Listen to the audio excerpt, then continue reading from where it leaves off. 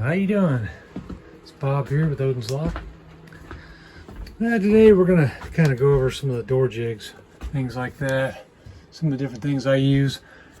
And before I start, let me just say, when it comes to installing door hardware in general, you don't got to have any of this. You know, as long as you have a way to do a bore for the 2 1/8 inch and then a 3/4 or 1 inch for the strike, you can do it. You know, without any of these jigs. You just need to take your time and measure stuff. You know, as the old saying goes, you know, measure twice, cut once, and same thing with drilling. You know, measure twice, drill once. And I don't. If I can get around not having to chisel out the edge of a door, I will try to do that. Most hardware will come. This is just Quickset. Schlage has their own. Most of them, even the generic offshore brands, they will have the capability to have a drive-in strike, and you just follow the directions on the back, move that plate. That's all you got to do, and then you just drive it in with the dead blow hammer, something soft over the top, and you drive it in. As long as the hole size is right. This should be just a little bit above the hole size, and it will crimp in. But I try to do that whenever possible. Even on steel doors, I'll do that if I can. If there's no existing hole and I'm the first one prepping the door, I will use the drive-in features before I deform the door if it's a steel one, or you know, chisel it out if it's wood. So first off, you know, with these door jigs, there's so many different types and styles out here. And I also, and I always have it wrote down here, and I have my son working with me lately, I try to do 5 1/2 between centers. This here isn't 5 1/2 between centers, but everyone should kind of, when I go into a place that wants new deadbolts, I will measure between the centers or of what's already there and try to stay with whatever they have. And this kind of goes back to a video I did a while back where you use the wraparound door reinforcers, those plates. I think I got one over here somewhere. Some of these, you're better to have try to keep your dimensions within what you normally would support with these. And I think this one here is a 5 1/2 center, which means 5 1/2 inches from the center, center this to center this. So I always try to keep a standard that I go by, but they do make these in different between centers. You know, they'll do 6 inch. You can get custom.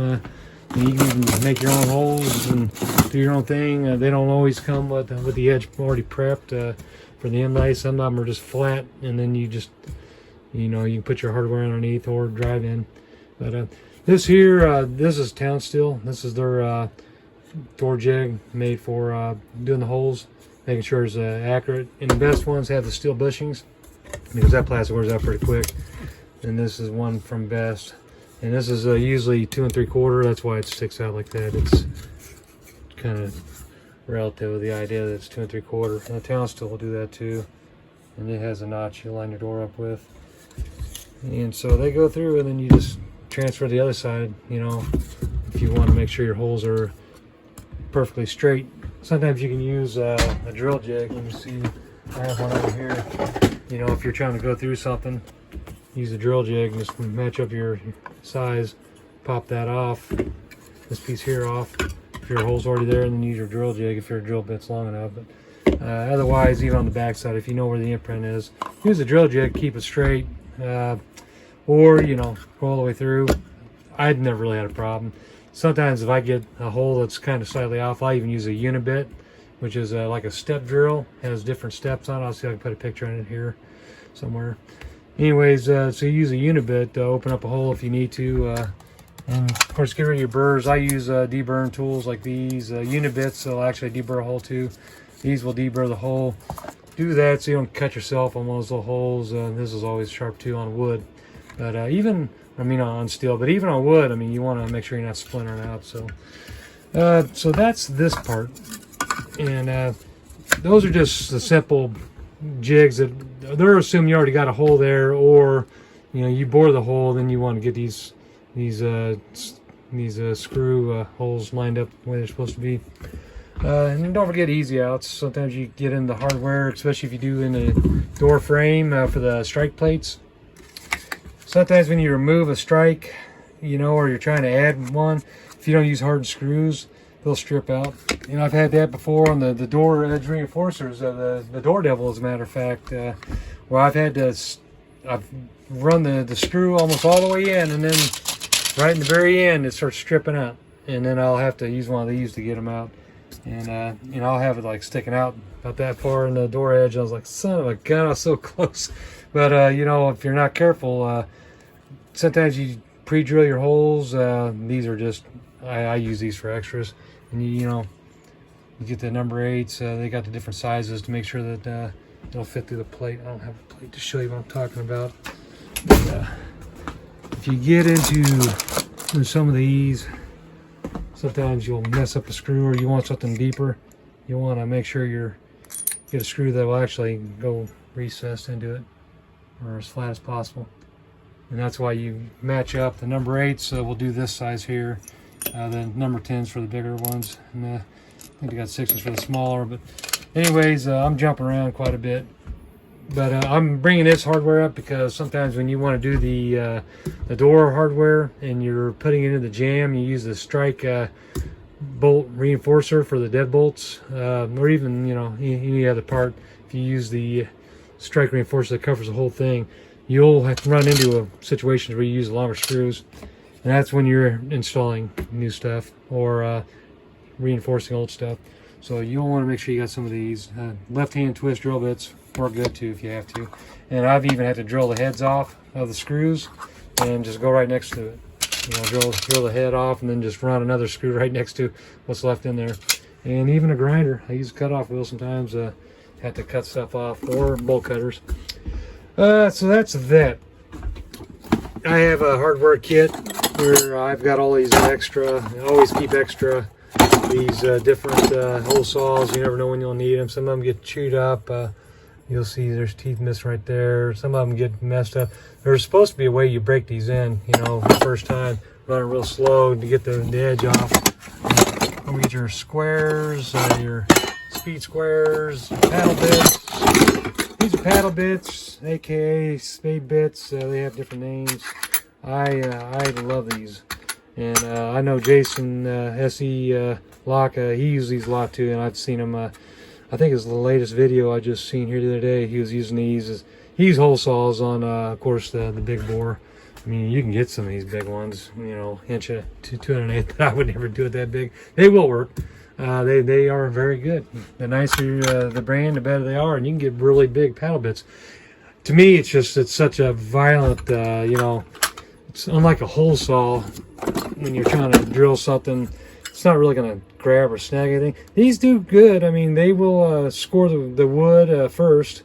You know, the problem is these are just, they're, you know, multi-use. You can use them for wood or metal, plastic. These here are pretty much wood. I don't know if I'd ever use them on plastic unless it's really soft. But I see, I broke that case.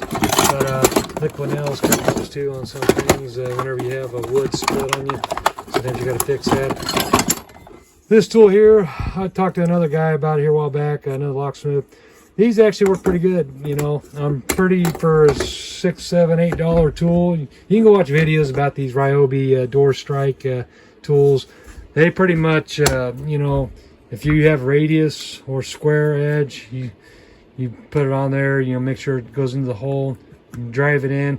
You're not really, I don't know, I guess these are designed to score the wood, and if you go all the way bottom out on there, it'll go deep enough. Usually some of these, they have what they call strike markers, where they're designed to mark the face. I'll get into that here in a minute.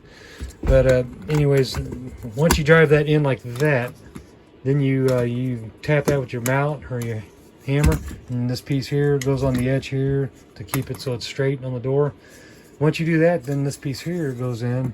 You stick it in the hole and you drive it up, flip it over and drive it down, and it'll help break that out. And it works really good, very effective. I would really score the heck out of this part here and this part here just to make sure it doesn't split, because it will if you go too far. I thought about marking this so I know exactly when I get so far that it's high up enough that you know, I can stop. Otherwise you wind up going up into the flesh that you don't want to get into.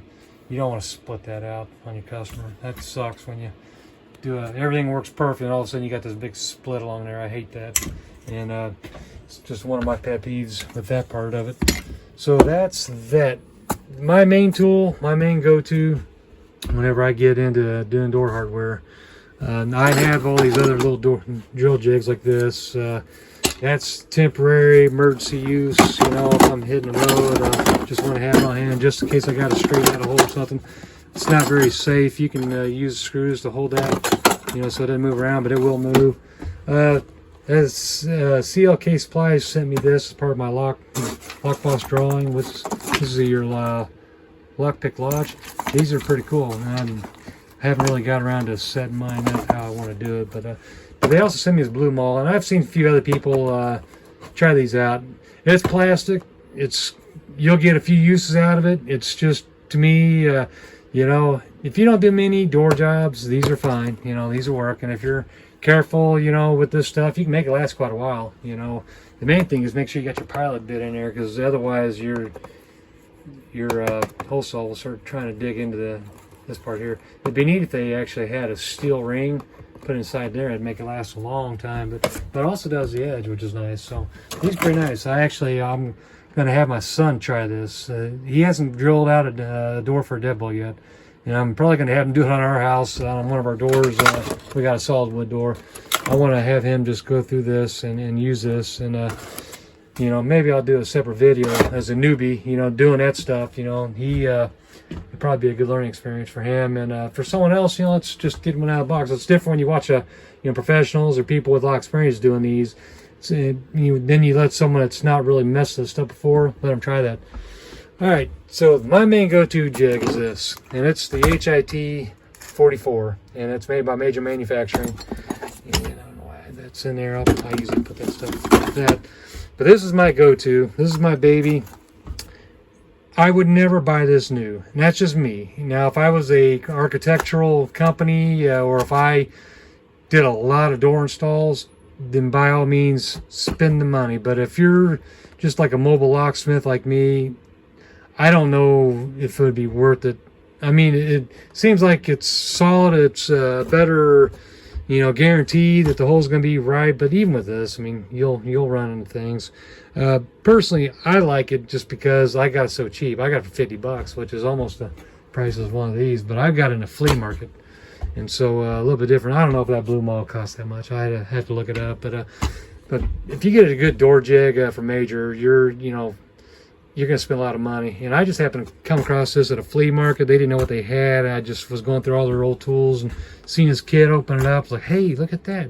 I couldn't tell what it was, but it kind of, because I'd never seen this style before, I thought, this looks kind of like a door jig. And so I got out of there, I looked it up, out in my car, went back in and bought it when I realized they had $50 on it.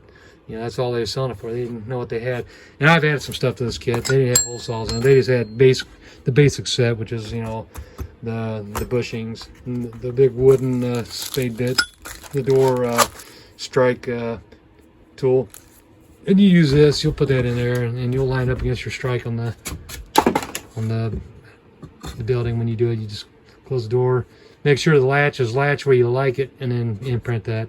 And I'll oversize that hole, you know, with the spade bit into the door jamb, because nothing worse than having a door that's kind of catchy, you know, it doesn't catch right, you know, or you got to move, you got to undo the lower latch, you know, just to be able to do the deadbolt.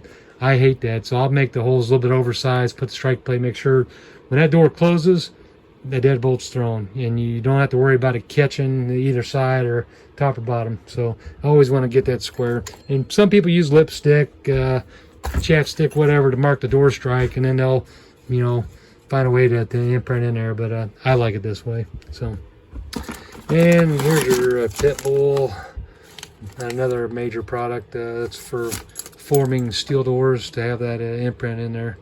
And this works great. You got to make sure you have your tabs the right side. I think it's opposite of the seam of the door. You see the tab?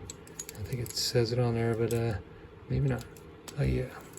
Well, anyways, these work great, and those go with that to keep the door from deforming. Here's a little router template you put on there, and then you run your screws in there, and you go on ahead and run right around that. I've never used that, so No clue if it works. Not tried it. I'm not much of a router. Here's this.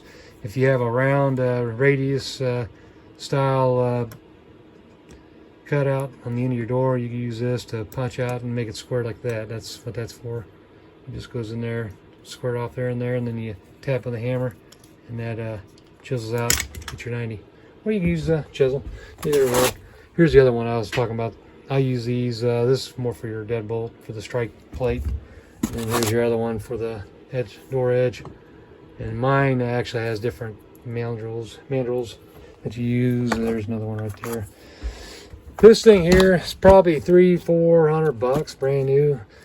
And I've run into problems where if you're not careful, this could be wrong on the top or bottom. It has it on top and bottom. And if you're not careful, I've screwed up, accidentally hit the button on the top or the bottom, and it messed up. The hole wasn't exactly right, and I might have selling them. I didn't even sell to them the door wrap, and then I straightened the hole out. But yeah, this tool works fantastic. And you just hook it up on there, tighten that knob right there down, and then it's on. Here, just a second. Let me set it up real quick. Hold on just a second. And hooks out really good. So the phone moved on me. Sorry about that. That's how it goes. And then with this piece here, set that inside there. And there it goes in one way. Done it with one hand. You can look inside there. There's a cutout right here and goes inside there. Pops in. And then whenever you want to grab that, slap that, pull it back out, and that's what you can do on the strike face. But I use felt on this to kind of protect that. Hole saw there, or you know, whatever tool you want to use. If it's wood, you can use these. I like these. I actually enjoy using those. And the edge, you know, you can use this and bushings, you know, to go ahead and drill your holes on the end too. But yeah, this is a nice tool. It's one of those ones that it's an investment if you're going to buy it new. I'm not saying don't buy from a major manufacturing brand new, but I'm saying these are super expensive, and I don't know if it's worth spending your money on this when, if you had that much money, there's a whole lot of other things you could buy before you spend your money on something like this. Give me a second here. Try to do this without dropping it. And the way it works, it is, as you turn that dial, it actually kind of centers itself on the door. And there's ways to adjust it too. So these pieces here.